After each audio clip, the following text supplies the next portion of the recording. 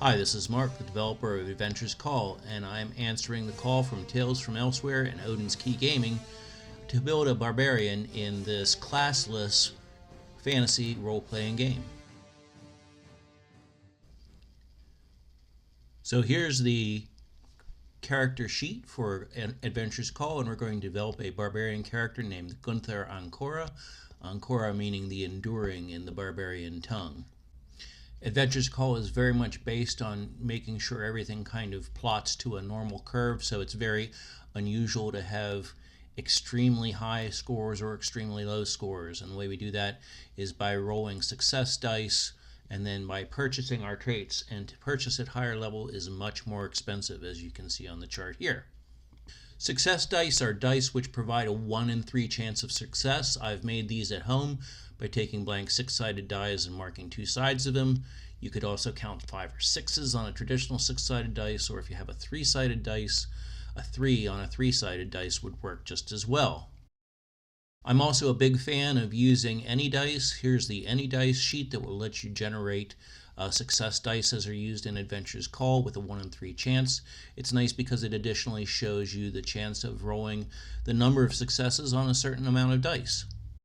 So here I've highlighted that we rolled 4 successes, which gives us 22 points to spend on our character. And you'll notice that buying higher levels of traits costs significantly more. It's not a linear scale. So buying a heroic level costs 12 points. Buying a gifted level would cost 7. Buying an above average level would cost 3. Typical 1, and lacking doesn't cost you any.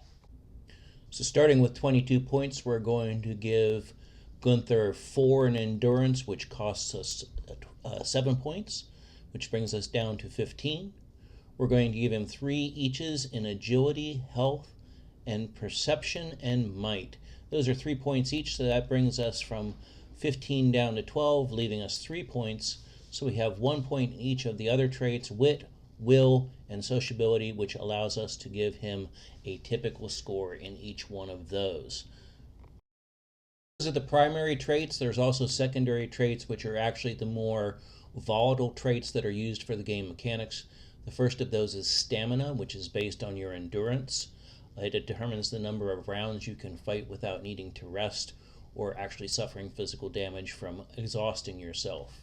The second of those traits is vitality, which is akin to hit points.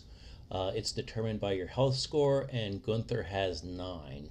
The third secondary characteristic is mana, which controls the ability to wield the weird or cast spells. That's not going to have very much of an effect on Gunther, since he's really not going to be a spellcaster. The final of these traits is morale, which reflects your ability to stand in the face of battle or choose to run away and fight another day. And Gunther is no one's fool. He would rather live than die on the battlefield. In addition to Gunther's traits, we need to pick his skills. Skills in Adventures Call are split into 2 groups: adventuring skills and occupational skills, which are handled in the same way. They're just kind of split into 2 different sections.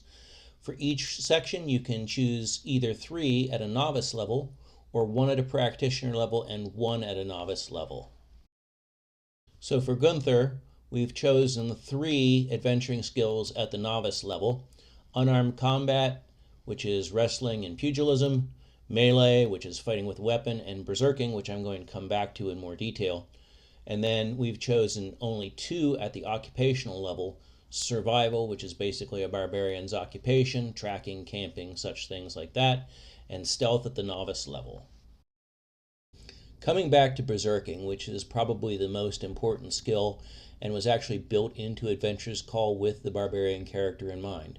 So when you have chosen this skill, you get a lot of advantages. You are terrifying on the battlefield and may cause opponents to simply run away. You do extra damage. You are more likely to do critical hits when fighting. There's even some magic resistance that you gain while you're in this situation.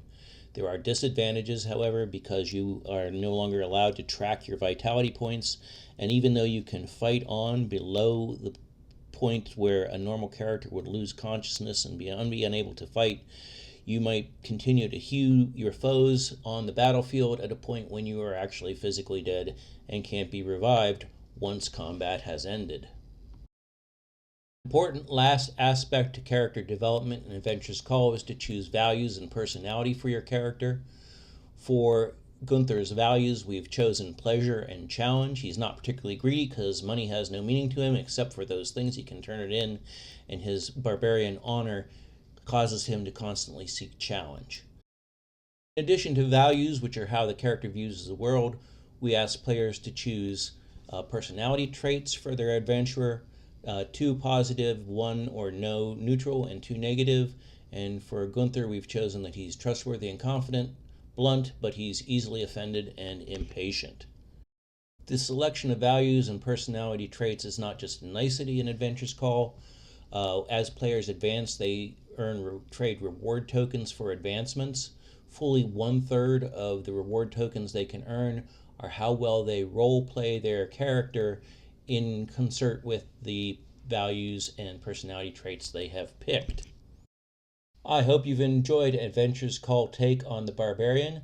I encourage you to visit adventurescall.wordpress.com to read more about the development of the game and how we're making progress with its release. And I look forward to hearing from you.